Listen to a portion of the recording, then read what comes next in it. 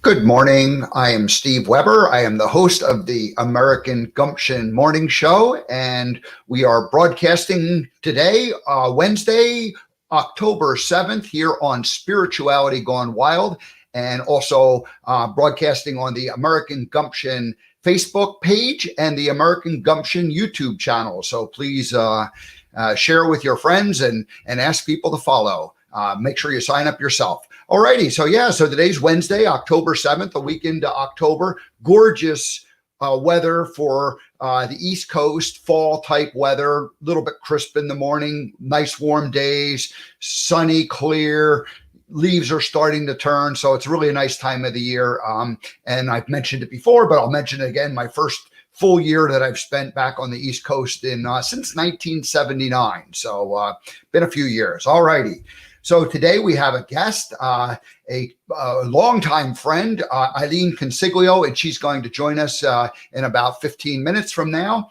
And I'm going to do a little monologue on the life chapters and life transitions. We'll show the Forrest Gump timeline one more time. I've done that before, but it's always good to refresh it, especially since it's one of the three main life lessons from the movie Forrest Gump.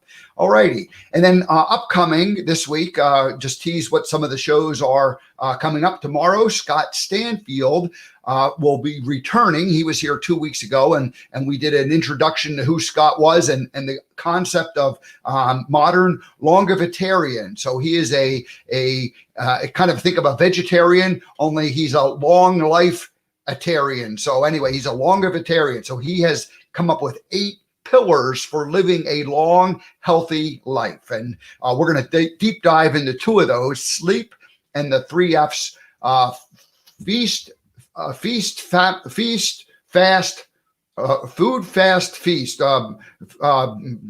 Anyway, I'm messing that up, but the 3 F's around food. Alrighty. On Friday, I can now officially announce this. Terry Brock is going to join us, and Terry is somebody I've known for professionally for about 10 years, personally for the last 5 years, and he's been a professional speaker in the technology trends area, and he is starting a new we'll call it a kind of a spin-off or refocusing of his business, and it's Agorapreneur, and it's agorism and entrepreneurism combined. And so he'll explain what agorism is. It's actually a wonderful it's a lot what the American Gumption Show and Spirituality Going Wild, that combination, and what I'm doing. So excited to have him here on Friday as my guest. On Monday, Bart Merrill, and he's got a book, Monetize Your Mindset. We're going to talk about having that right mindset to have a financially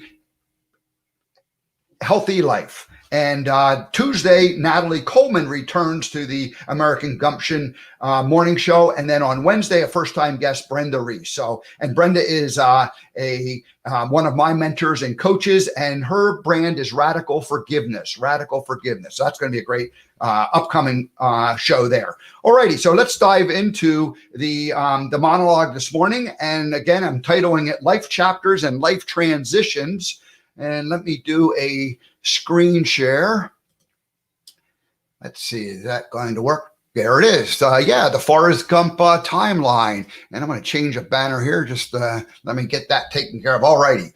And so anyway, this is the timeline of Forrest Gump. And I always say there's 3 principles, 3 life lessons from the movie Forrest Gump. And the first one is the feather that comes into our life, and that's the opportunities that join us. And then the second life lesson is the chocolate box, and that represents the choices. And then the third life lesson, turn around here and grab this, is the shoe, the Nike shoe, and that represents the journey of life and the life chapters that we go through as we walk down this path of life, the human experience. And so anyway, just a quick little reminder of what Forrest's life was like. He was a boy. That's when we first met him in terms of his earliest days, and then off to high school, college, where he played football, And of course, then after his college days, he went and joined the Army, and that had two separate chapters. First, he was a soldier, but then after he ended up getting wounded, he became a ping pong player for the Army. So the Army had two separate life chapters, or two chapters mixed into the one bigger chapter. After he was done with that, he went and started his shrimping business. And of course, that had a whole bunch of chapters. First, he's alone by himself struggling, and then Lieutenant Dan joins him, and then they're struggling together. And then the hurricane comes, and then they have lots of success. And so, each particular chapter has all these other little segments in it.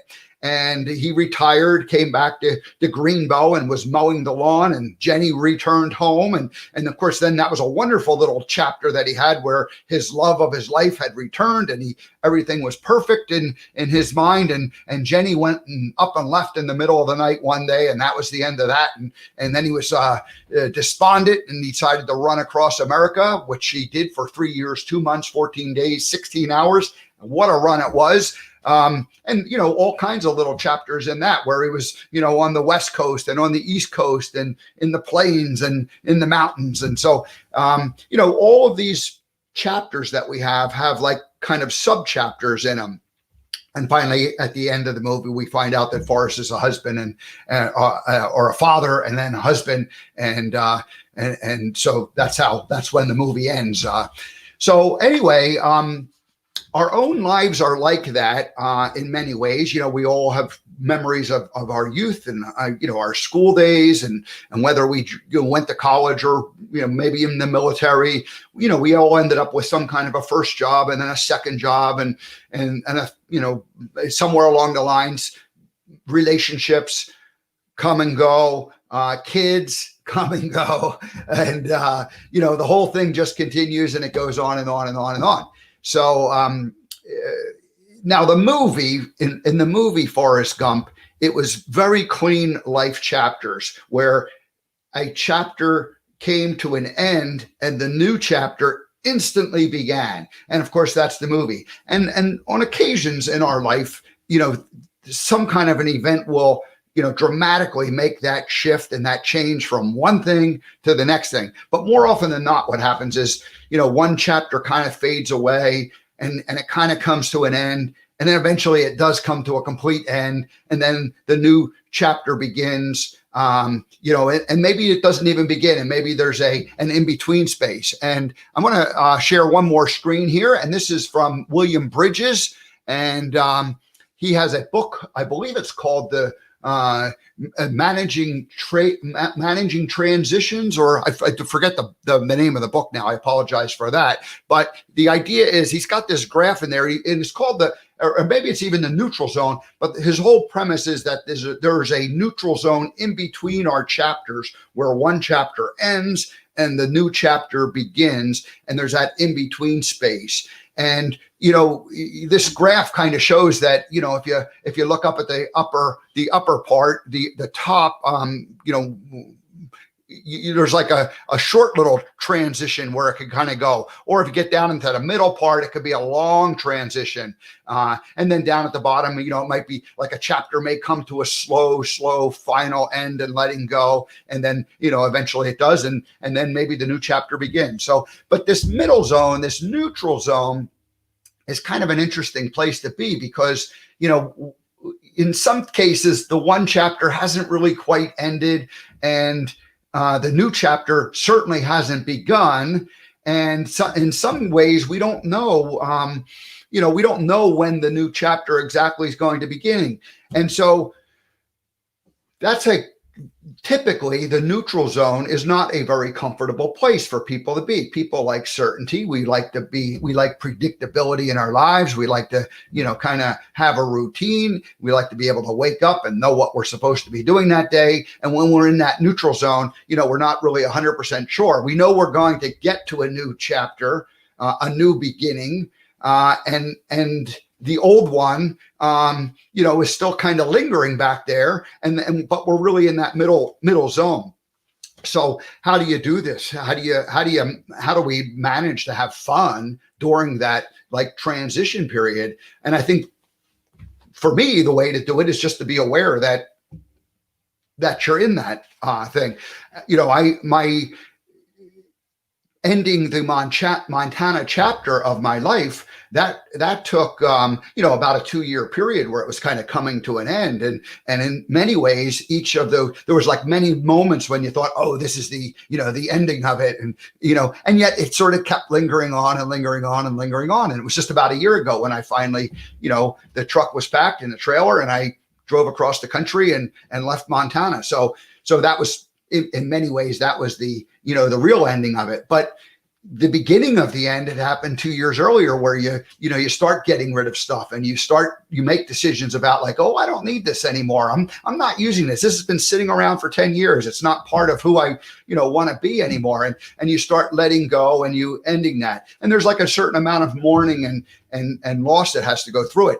And I remember when I was going through that, I had a coach, Tamara Fleming, who was helping me through the process. And I remember one day saying, I don't even want to mess with any of this stuff anymore. It was like about 2 months from the end when I was getting rid of stuff, and I had gotten rid of most of the big stuff, but I still had a bunch of small stuff that needed to get rid of and processing. And I was just like, every day you wake up and you're just getting rid of stuff and going through it and going through it and going through it. And it just was exhausting and it wasn't much fun. And I remember saying to her, I go, I just want to start my new, you know, I had this vision of the American Gumption project. And I just want to be there. I don't want to linger in the cleaning it up. And I remember she said, well, you're going to, she said, I don't recommend that you just do that, because you're not going to feel good at some point in the future, knowing that you didn't clean up the stuff that needed to be cleaned up and put the best. And, you know, so it's like you're going through this mourning period, you're going through it, but you need to put things to rest or to bed in an appropriate way where, you know, you clean up the stuff that you had. So in my case, I had stuff for 20, 30, 40 years of stuff I had accumulated and carried around with me. And I decided to let 99% of it go. And so getting rid of that was, was a lot of fun. The biggest thing emotionally was the tools that I had. I had this dream from when I was a teenager, early 20s, that I was going to build a wood shop. And I collected all these tools over the years, and I used them, you know, from time to time. I used them a lot in my younger days. The first, in my 20s and 30s, I used them fairly often. But then, you know, as I got into my 50s and beyond, I was like, you know, I just really didn't feel like using them that much. It wasn't something that was interesting to me in the same way that it had been interesting in an earlier time in my life. So getting rid of them, I remember I was, the people who would buy certain tools, I would tell the person the story of the tool. And that was sort of a therapy. And that was like a letting go process for me to get rid of it. And so I remember I had this one wooden cabinet that I had built, and I explained the whole thing about having built it, and it was like, you know, it was like kind of like the heart of my wood shop at the time. And I'm explaining this to the guy, and he says, hey, he goes, I don't even think I should get this from you. I want you to just keep it. And I said, no, I don't want to keep it. I want you to take it and have it. But I wanted to, you know, just share the story behind it, because that was part of that letting go that you see in the dark blue in this slide that William Bridges talks about. So as that all came to an end, I was in a neutral zone driving across the country. And in many ways, much of this past year has been a neutral zone as I've been in Pennsylvania, because the original vision for American Gumption was to be out on the road, living in an RV, traveling about the country, telling and collecting stories. That's still going to happen. And, but I, lo and behold, something magical happens. And back in early July, I launched my American Gumption website. And then I met Debbie G, and she invited me to be part of Spirituality Gone Wild, which turned out to be a great thing for me and for them. And so we've, here we are at show number 45 today, 2 months and a couple of weeks into that project. And so the American Gumption project of traveling around and meeting people and interviewing them, well, it started out in a virtual sense. And so I believe that the morning show will remain a part of it, even when I start to travel. But then there'll be more of a video part. And so there'll be two pieces. There'll be the virtual part that continues the morning show, and then there'll be this secondary piece where you're having more produced videos and storytelling, sort of like a 60-minute style, maybe, or some kind of a travel log across America type things, and that's still to be defined, and that'll still work out.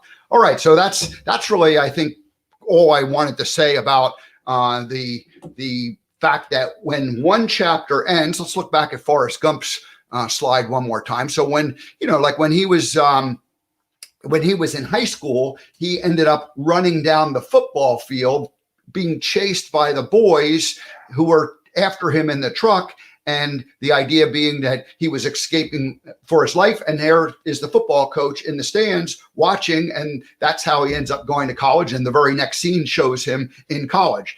So those kinds of things happen in the movie where, instantly from one scene to the next, you complete one chapter and you go to the next chapter. And the same thing when he finished college. He graduated and the Army recruiter came and said, have you given any thought to your future? And boom, he's right into the Army. And so we don't get to see in the movie that transition zone, that in between time where it took, you got to clean up all of your old life and you got to prepare for your new life. And there's that in between period. And we didn't see any of that in the movie. It just sort of happened instantaneously. So that's it. I think it's in fact, my coach and friend Tamara Fleming is the one who introduced me to this chart and to William Bridges, and it really was helpful for me to think about the fact that life, as you go through these chapters, they don't just instantly end. There's like a little bit of loss or mourning, and you have to kind of put things to rest, and then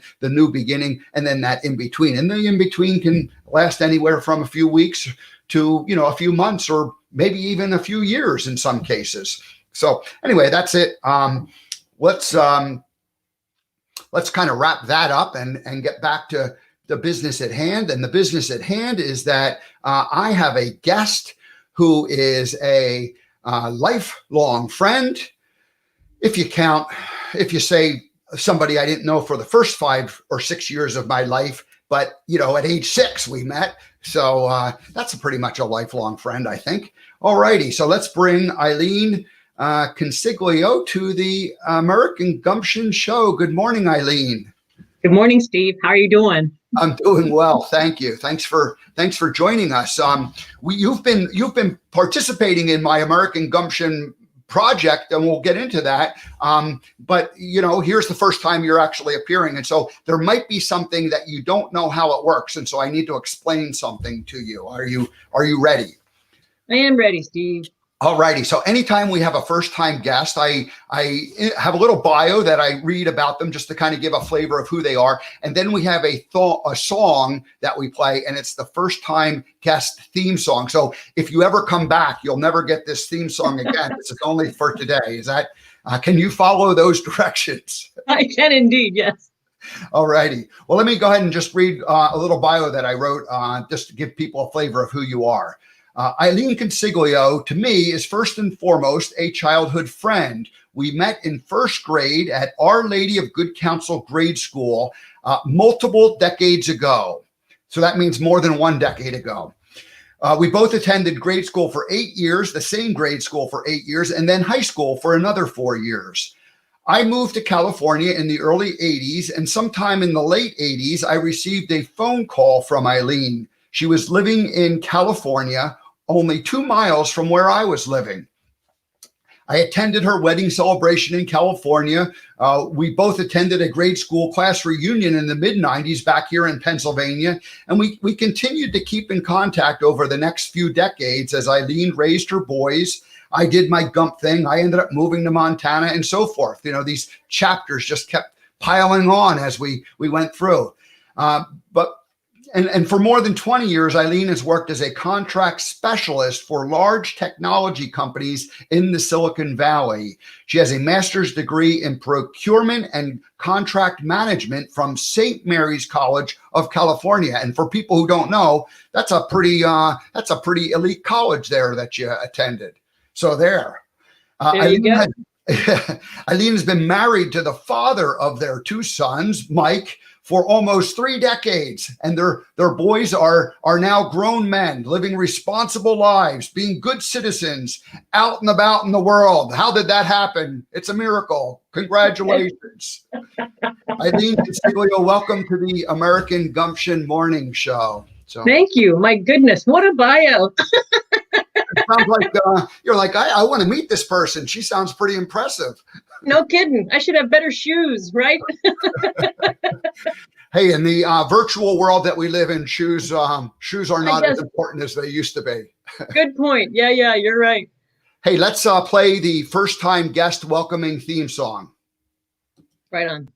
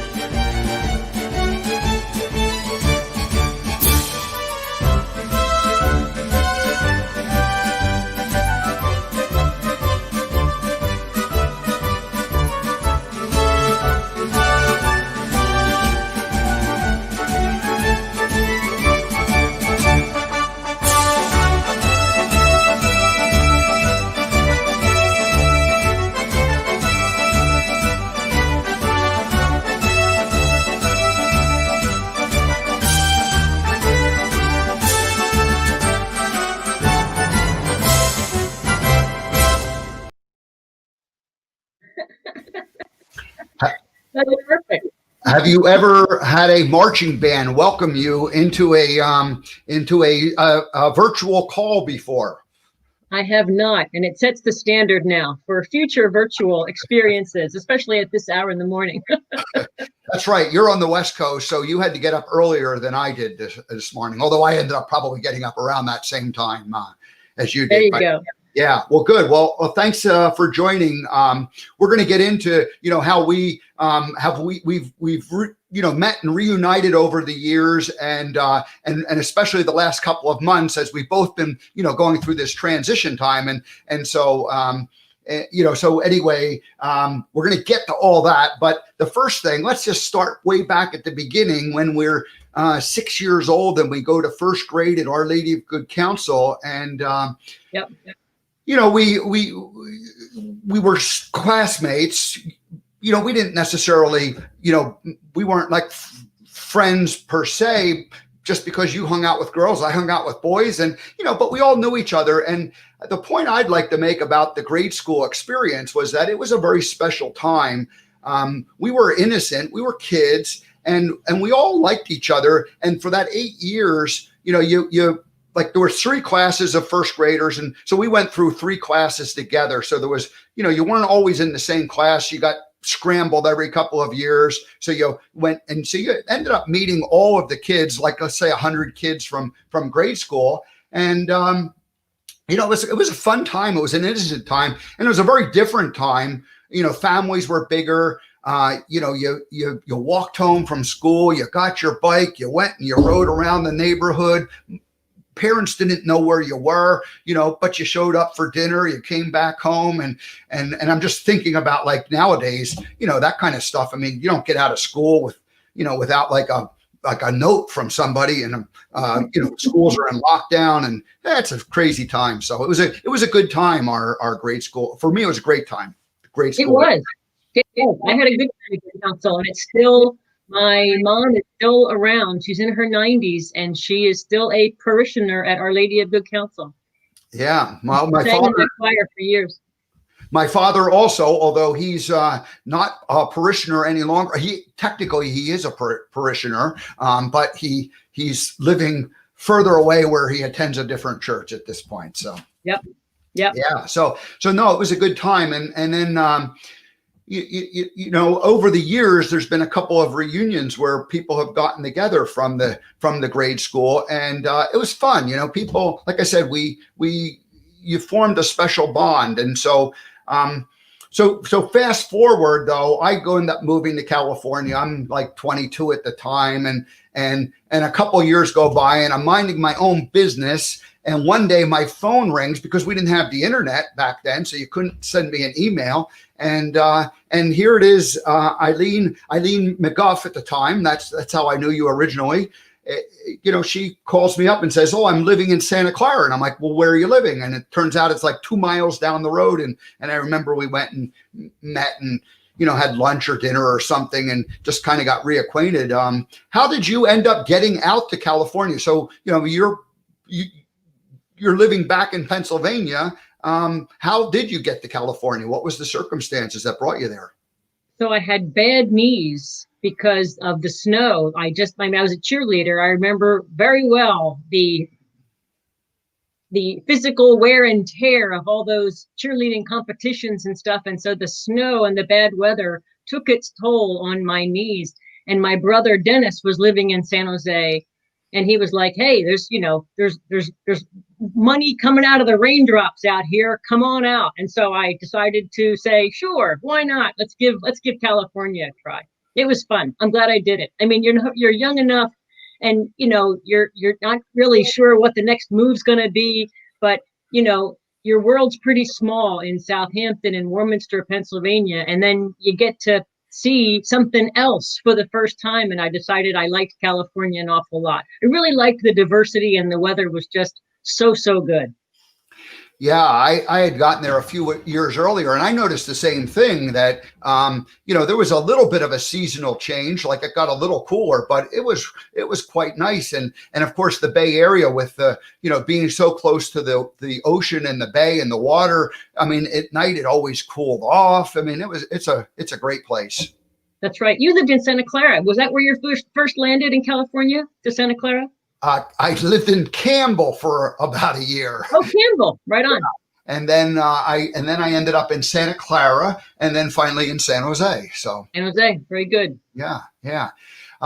We let's go back one step, because we just in the last few months we talked about. You told the story about going off to college. We grew up in Pennsylvania, and it was certainly a perfectly fine place to be, and a safe place, and we had good memories and good experience. But tell me about when you first went to college, the sense of freedom that you felt for the first time in your life. I mean, the goodness of that, Steve, and I remember it so vividly. When mom and dad drop you off and the station wagon drives away, you just get smack dabbed with this is home. This is where I'm going to be. I don't have a car. I have a place to go be and a place to go eat. And there's my classes in those 8 buildings. And this is where I'm going to be for the next, and I knew nobody there already. And I remember thinking, well, I'm in the same boat as every other freshman that's been dropped off here, and I'm going to just dive in. And I remember just the clean slate of it, right? The goodness and of the new beginning, and just being not overwhelmed with it, but just appreciating that for what it was. And certainly it's just the good and bad of it, right? The highs and lows of living on your own for the first time. I remember All Temperature Cheer had just come out, where they were teaching the kids how to do their own laundry. And I have wonderful memories of walking people through how to do their own laundry in the dorm, because it's the first time for all of us. None of us knows what we're doing. And we were all kind of middle-class America kids together, thrown together. And I remember it seemed exotic to be with people who were from all parts of Pennsylvania, cities I'd never heard of, but also New Jersey, ooh, and Maryland, ooh, and New York. Like, it was just so great to be immersed in that, as opposed to just being in your own little town where you kind of know everybody by now. Yeah. I didn't go after high school. I ended up working with my father for a couple of years in a trade. And so I didn't have that college experience, but yep. 4 years later or 5 years after finishing high school, I end up moving out to California, and it was the same kind of a thing where it was like, oh my gosh, I'm out here on my own at this point, and I didn't know anybody. And so when you moved to California, did you have that same kind of a feeling all over again, like it was like a starting all new? And you mentioned like a blank slate. I love that term in terms of a clean slate. Isn't it great when you get to kind of like when like all the stuff that happened in the past no longer really matters. You get to kind of write whatever you want on the tablet for your future, for your presence and your future. Right on. And there's freedom in that, right? There's goodness to that. There's just a beauty in whatever happens next. It's because I contributed to that. It's not mom and dad telling me anything. It's just what I'm going to try to make happen. And it doesn't mean it was always wonderful and going in the right direction. It just means that, you're responsible for the totality of your life. And there's just good beauty in that, I think. Yeah, no, that's great. So we kind of get reconnected, and that was really when we became friends, because we knew each other from childhood, but we didn't have, other than like kind of the collective memory of the school itself and the bus rides to the high school and all of that stuff that was shared connection. We weren't necessarily people who talk to each other, and probably in high school we probably never talked to each other, maybe saw each other, waved and smiled, but that was about it. So suddenly then we kind of are thrown back together, and we get a chance to become friends again in a new way. And I remember, or I don't remember it at the time, but I certainly have reflected back on it. There was something comforting in having friendships with people that you shared like that common foundation of where you grew up and where you went to school, and even though we didn't know each other, we had a lot in common. That's true. And you get the value of that, right? Even though I haven't seen you in 20 plus years, you're automatically good. There's no putting on airs or trying to impress anybody. It's just, this is us, So you meet Mike, you get married at some point. I remember the wedding was, back in Pennsylvania, but then you had a ceremony in California, and you invited your Californian friends, and I was invited, and I came and hung out with you guys. And I kind of can even visualize the place. I don't remember the name of where it was, the reception, but it was just like, it was like a wedding all over again. It was. We had a West Coast reception because by then we had established our lives in California, and we were going to get married back in my church, Our Lady of Good Counsel. Yeah. For all of the family and friends that are back there, obviously. And then we just felt it was important to have this kind of fuss out in California. And it was a great time. It was a wonderful time. It's something to try to pull off 2 wedding receptions within a couple of weeks of each other, but it was great fun. I didn't remember exactly how far apart the official ceremony was and the California reception, but you said just a few weeks apart. A couple of weeks, but there was a honeymoon in between. Yeah. Yeah. Well, that's cool because, there was a certain, tradition of marrying and with your family back in the place that you Absolutely. grew up, and we certainly can honor and respect that. And then, but yet you said there was a whole new life out in California. Yes. I mean, we had jobs. We had each bought, I think by then we had each bought our own place. We had jobs, we had established friendships, and you can't just say, oh, well, I'm getting married, but it's 3,000 miles away. So it was great fun. All righty. Well, very good. Let's see. So over the years, and it's funny because there would be like maybe 3 or 5, or maybe even there was a 10-year gap where we didn't communicate with each other. You ended up having your boys, certainly a couple years after you guys got married, and they were kind of in the same age range, just a couple of years apart from each other. So you were busy raising those guys. And during that time, it might have been like a 5 or 10 year period gap where we didn't communicate just because, you're busy doing that, and I was busy doing, whatever crazy stuff I was doing at the time. Yep, very true. And yet we would reconnect, and it was always like, it was always able to pick up where we had left off. And again, I think it was that foundation of commonality of where we came from. Oh, amen. And you'll see that. You have that, I'm sure, with a lot of your longtime friends. You pick up like it was yesterday, regardless of how much time has gone between the time you last chatted. And that just shows the solidness of those friendships, And again, there's zero putting on airs. Like you can be your own real self in those relationships. And isn't there just joy in that? Yeah. So I moved to Montana. We had certainly, and through the whole Gump years, I'm sure we talked and I shared with you what I was doing, and you shared with me. I remember the boys growing up and, going to high school and going to college. I remember all of those things happening at the time period. But I'm living now in Montana, and I remember I got an envelope from you, and there was an article that was printed out, and it was written up in the newspaper, and it talked about how you had given up drinking alcohol for a year, and somebody wrote a story about this. Tell me about that time, or tell us about that time of your life and why you did that. So I wrote the story about it, and the newspaper was looking for, just new feature articles to just help with their own content. And I thought, well, I have a degree in journalism. I can do that. And so I thought, what am I going to write about? I have nothing that's interesting or fascinating about me. And it happened at the same time where we live in California. We have wine available to us so routinely. And I remember thinking, boy, we always have a bottle of wine out on the counter. It's just a staple now. I thought, well, why is that? Why, if I was in Pennsylvania, no way would we have a bottle of wine. That wasn't how we grow up. That's just not normal.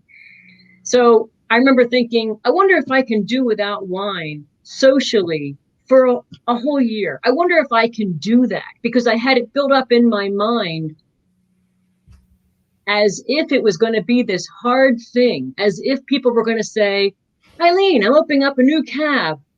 Can I pour you a glass? And when I said, no, thanks, I'm good, as if people were going to say, no, really, it's a great cab. Have a drink. And I had that wrongly in my head, so that when I really did decide, I'm just going to go a year and just abstain, and then I'm going to write an article about it, and maybe they'll publish it. That was the whole genesis of it.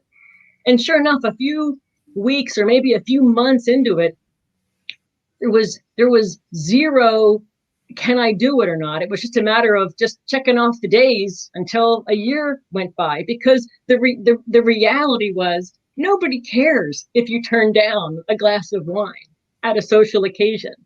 There's not going to be this, as I had envisioned wrongly, there's not going to be this tug of war, oh, come on, coercion going on. It was just going to be, okay, fine. Who cares that you're not drinking? And then the end of the year came, and I thought, well, I don't really have much to write about, because it wasn't the big deal that I was thinking it was going to be. The article in my mind was going to chronicle, and then there was this event, and I said no, and here's what happened, and it turned out not to be true. But by then I had made the mental commitment to write about it. So I still wrote about it, and I wrote that I was wrongly envisioning how it was going to go. And then they published the article because it was, still content. They were still looking for it. So it's really not much of a story. Well, but it was a fun experience. And people would say, well, how come? Well, why? Well, what's going on? And then I'd say, oh, I'm just going to be off for a year. And then most people would say, good for you. And that would be the end of it. Yeah. Yeah. So anyway, this envelope shows up, and maybe there is more to the story, because it affected me. I had been drinking not wine, but beer on a regular basis for years and years and years, really in my mid-30s when I started. And again, it was just, it was a habit, and it became a routine. Yep. And so many times I thought, gee, I should, drink less. I should stop. And I wasn't able to stop. So at the point in time when that came to me, when your article came to me and I read it, I was like, could I do this for a year? And a challenge. And I wasn't able at that particular moment, but you planted a seed, and there were other events going on in my life where it was becoming more and more obvious that, just living alcohol free was kind of becoming my future. And so anyway, I just wanted to say thank you for doing that, because and you wrote about it and go, it's not that hard. It's not that big of a deal. And yet at the time for me, it was a big deal and it was a struggle. And so now, interestingly, when I finally decided to stop drinking, which was just a couple of, probably only maybe 2 or 3 years after the time that the article appeared, it really wasn't a big deal. Once I got through that initial month of saying, okay, it was just like I was like Pavlov's dog, and it came 5 o'clock, right, and it became like, so my body was reacting to the normal stimuli that I would get. And so once I broke that habit and that pattern, then really giving it up wasn't such a big deal. And so anyway, I just appreciated that. So you made here's one more little moment in time when you made an impression on me, even though you maybe didn't realize it at that time. So. Oh, I'm sure I didn't realize it at the time. But it's fun, adults, we don't get a lot of personal challenges unless we give them to our own self, Yeah.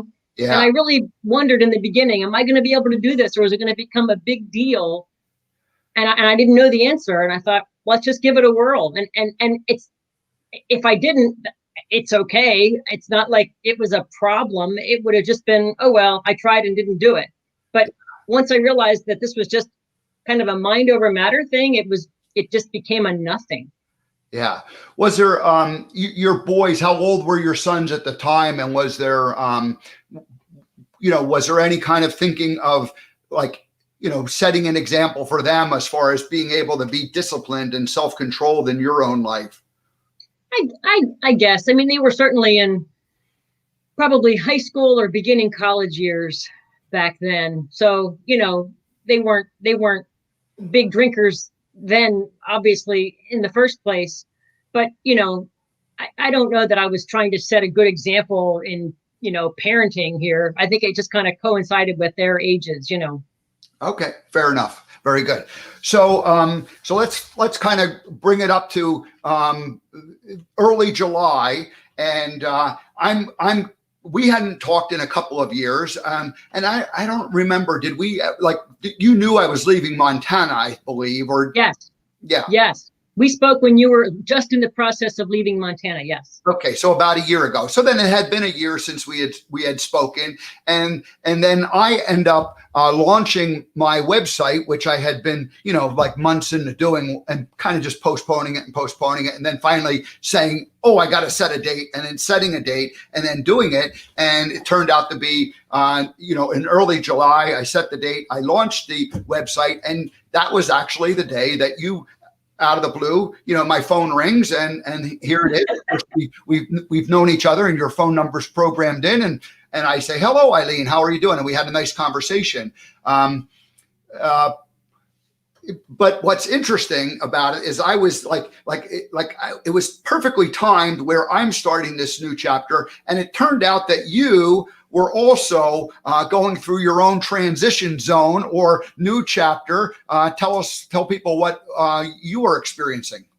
Yeah, so I had been at an IT company for lots of years, and they had a big layoff. And after dodging lots and lots of those layoffs, my name was on the list. And so I found myself needing to go find a new job unexpectedly. And so all that goes with that, right? Now you have to dust off a resume, and you have to do whatever the introspective steps are to decide what is next, what's appropriate, what do you like doing, what are you not so fond of doing, and just kind of taking that unexpected turn professionally and deciding what is next, what am I going to do, and not having an instant good answer to that, except whatever it is, get on it, Yeah. So I remember you were just at the very end of your former employment, because I said, oh, we should, because I was feeling like I was starting this new journey, and now you're starting this new journey. And I remember we said, hey, let's talk again in a couple of weeks. And right. And then you said, well, let's make it one more week after that, because that's, that other week is my very last week of working where you were. So you were really at the end of that, they gave you some kind of a, couple week notice type of thing. And I remember I asked you, I said, oh, are you just like hanging around, not doing anything? Because, no. And you said, no, I'm working my butt off. No, because you're doing your job, and you're actually transitioning stuff for the folks that are going to be your backfill after you're moving on. And then the whole task of getting your resume dusted off and getting plugged into how to get a job these days. And the pandemic is along, and you have to do your interviews on Zoom calls, and just kind of getting set up to do all that is a lot. I mean, the pandemic overlay to where we all are now is certainly its own transition. It's a lens through which everybody has to view what they're doing and how they're handling it, the good and bad, the good days and the crummy days of that, So because we started speaking on a regular basis every couple of weeks, and we've done that for the last 2+ months, I learned a little bit about the process that you were going through. And the process of looking for a job is, for someone who hasn't looked for a job in the last 10 years, describe the way the online resume process works for people. So it's very different these days, I have found, and I've been looking for a job full time for a few months now, and happily I'm going to start working next week at a new job. But the whole process of just getting your resume to be viewed by a prospective employer, there's many steps to it now, and that's different than what they used to be. You end up tweaking your own resume based on what the job description says. So each application of filling out screens online, and before hitting submit, you have to tweak your resume to make sure it includes the keywords that the job description includes, or else the application tracking system software tools that are used by many employers these days won't filter out, or will filter out, your resume. So you won't make it into the stack that survives that first pass. So imagine going through the process of reading job descriptions, deciding, yes, it's something that's up my alley. Yes, I can do just about all of those things that they're calling for. And then not even making it through to the next round because you didn't take the extra time that you now have to do to get past the application tracking system software programs that a lot of the employers use. So you learn about this and you get good at this, and then you're much more efficient in the task of applying for jobs. But you're still, in the totality of all the job descriptions that are out there, you're reading and reading and reading and deciding and doing your own homework on these employers, and just trying to envision yourself. Can I see myself working in that kind of an environment? Yes or no? Just all those go, no go decisions along the way, and tracking all this your own self so that you can be intelligent when someone calls you from a company that you applied for 4 weeks ago. You have to be sharp and understand, oh yeah, that was a job called X and it was a company called Y. And it looks like, from my records, it looks like I applied 4.5 weeks ago. Sure, let's talk some more. So what you're really saying is that there is no human actually looking at your resume to begin with. There's software that's basically an analytics looking through this whole thing. So unless you customize and personalize each particular resume that you send off, then it's never even going to make it to the round. You're never even going to speak to a human being. You're never going to speak to a human being. Imagine that. I mean, just think about that for a minute. And you're answering a lot of questions in an application as a result of all the reporting requirements these days that the employers have to abide by, citizenship types of questions, and whether you have any disabilities that need to be accommodated. I mean, this is no joke. There's reports that these employers have to complete that your application helps feed the answers to those reports. So it's such a bigger process and a more bureaucratic process than it used to be. And anybody that hasn't been doing this in the last X number of years just has quite a learning curve to go through before they can actually be efficient about the job of getting a job. That's what I found. I remember you're saying that you upload your resume, the kind of generic one to begin with, but it's not like you just upload it to one company, or you do upload it to one company, but there's a whole infrastructure where it goes out like 1,000 different directions. And so you're now getting people coming to you to fill out applications for jobs that may or may not be anything to do with what you want, just because the same system that whittles out your particular resume is also sending it to 1,000 different points of light out there. And so you're getting bombarded on a daily basis with all kinds of apply for this job, apply for that job, that have really zero to do with what you're wanting to do. Very true. Because, I mean, the algorithms all say if applicant X applied for these 5 jobs, then these other 30 jobs may be a fit.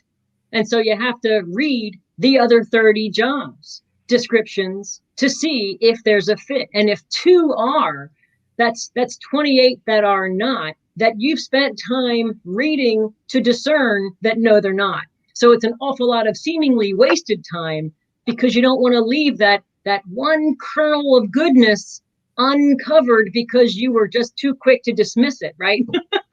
Yeah, so you might get 30 job notices that said, hey, this job is exactly what you're looking for. But the reality is until you actually read it, understand it, figure out who the company is, you don't know whether that's really a job for you or not. But in most cases, you said like maybe 2 of those 30 might be a job you'd be interested in applying for, but 28 of them were just really not up your alley. But you don't know that unless you find those 2. That's right. And sometimes there's a real disconnect between what the job title is, what they're calling a job, and what the job description really is. And a lot of employers now seem to be looking to combine multiple jobs into one role. So, God bless them. Maybe there's somebody out there that can do one human being can do the job of 4 or 5 different people. But in lots of cases, that's going to be a stretch. So it's been quite an education. The whole job of getting a job has really been an education, and it takes time. It just takes chunks of your day to go do that. Yeah. And still kind of enjoy the downtime of unemployment, So we ended up agreeing, kind of, just sort of happened that every other week we started talking during this time, these last couple of months. And so we just sort of had like a reoccurring every 2-week Wednesday afternoon conversation that we would have. And I wanted to just say, that it was very healthy for me, because I was going through my own transition and starting up the American Gumption morning show, and in writing again on a regular weekly basis and sending out an update about what I'm doing, and you're responding to it and encouraging me. And then of course, the reverse role of, just being supportive in your quest for a job. It was probably just at least a little bit of a break from the routine of reading through job descriptions that ultimately weren't going to be part of your future. So anyway, it was, when we look at this like life chapter thing and then the transition moments, you're right smack in this transition moment, and I am too. And so the comfort of being able to talk to somebody who, we have this, decades long history and these different life events that we shared, it's just been a very nice and pleasant time. So I just want to thank you so much for the last couple of months. And then thank you for coming on today, because the idea was, our sessions are going to come to an end because you're going back to work next week. Going to work. Yes, I am. No, they are coming to an end. And I appreciate all of the support that you have given me all throughout my unemployment state. That was very helpful. And I appreciate it, Steve. And congrats to you on the show. It's going great. It seems to be going great. You have this down. Well, I've figured out that this is what I'm supposed to be doing, and it's a lot of fun. So, and I remember when I initially proposed the idea of maybe you should come on and be a guest, and you were a little bit like, oh no, I don't know if I want to do that. And but I'm very glad that you did, and I know that this isn't normally what this isn't the normal routine of being public about these types of things, and so anyway, I'm just glad we had this conversation. I think there's real value in staying connected with people that, we've known for all of our lives. And if we look back at that experience of the childhood, there's probably like 100 people in the world, that we went to school with like for, 12 years. And so to share that same experience, and how many of those people are we still connected with? Peripherally, a few, less than a dozen, but a few. And then, but the majority of them, you just don't know where they are. And so to actually have somebody that we keep in touch with and communicate every couple of years or however it worked out. And it just, there was a certain like spiritual connection that happened this summer because, we were both in that, period of transition and where we both benefited and were supportive of each other. So anyway, it's a great thing. And I think it'll just continue. It will indeed. It will indeed. Thank you very much for reaching out. I appreciate it, Steve. You're really doing a great job. Are you enjoying it your own self? Oh yeah, this is fun. This is a lot of fun. And I have a schedule, like I have the next 2 days scheduled, and I have the first 3 days of next week scheduled. So that's, nice.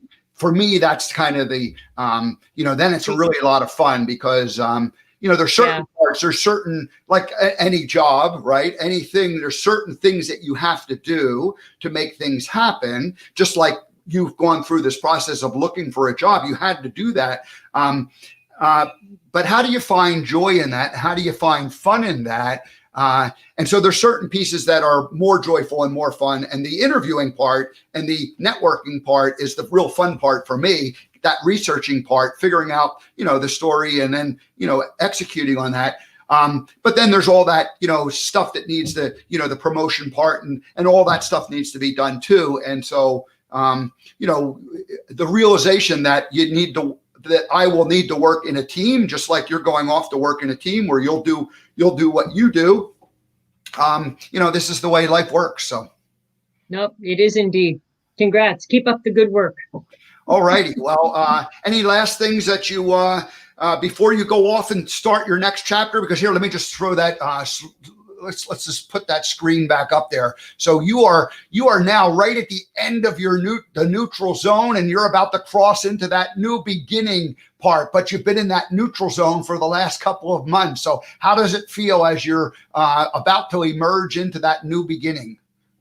It feels good. I mean, new beginnings are just universally positive things. And I haven't minded being in the neutral zone. I mean, it's kind of rare to not know what's coming next. When you're established and you have the job and you know what's coming tomorrow, to not have that certainty, it's a rarity. And so it's part of just trying to be in the moment and appreciating the downtime and appreciating where you are today, warts and all, but I'm looking forward to it. I think I'm built to do a job. So that's a good thing. All righty. Well, Eileen, thank you for joining us. I think that's we're just at the top of the hour, so let's wrap this up. And thank you again for the last couple of months of mentoring and coaching me and us able to work together and support each other. And then thanks for joining us this morning on the American Gumption Morning Show. You bet. Stay in touch, please, Steve. See you. All righty. Thank you. All right. Well, that was Eileen Consiglio, and she has been a lifetime friend, and she's been a coach and mentor the last few months, and she's been, someone over the years who has influenced me greatly. So, all right, well, that's it, folks. That's the American Gumption Morning Show. Thanks for letting me indulge in just a little bit of a personal story and journey. It was a lot of fun for me. And we'll see you tomorrow. Oh, let's just make sure we remind you what's happening. So Scott Stanfield comes back tomorrow, and Scott is the modern longevitarian, and we are going to deep dive into sleep and the 3 F's, and that's all around food, feast. I keep forgetting the 3 F's. We're going to let Scott explain that. All right. So tomorrow, sleep and the 3 F's all around food. And then on Friday, Terry Brock, the agorapreneur, agorism and entrepreneurism. So tune in to find out what agorism is all about. It's really it's a lot like American Gumption with spirituality gone wild. That's my only hint for you. On Monday, Bart Merrill, Monetize Your Mindset. Tuesday, Natalie Coleman, From Darkness into the Light. And Brenda Reese on Wednesday, Radical Forgiveness. All right, folks, well, have a great rest of your Wednesday. We'll see you tomorrow morning.